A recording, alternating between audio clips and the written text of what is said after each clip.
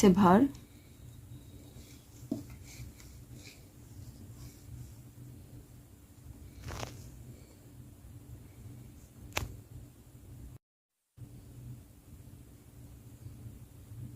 जो આટલું થઈ ગયું છે અને આપણે થોડું હેંગિંગ રાખવું છે। ઓકે, હવે આપણે થોડો ધાગો લંબો રાખીને કટ કરી લેશું।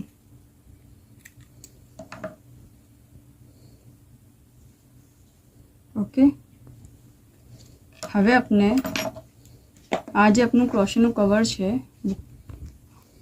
હફટી કવર, એનું સેન્ટર લેશું। એનું સેન્ટર यहाँ આવે છે, यहाँ। ओके, यहाँ એનું સેન્ટર આવે છે। આપણે આમાં સોય પુરાવશું।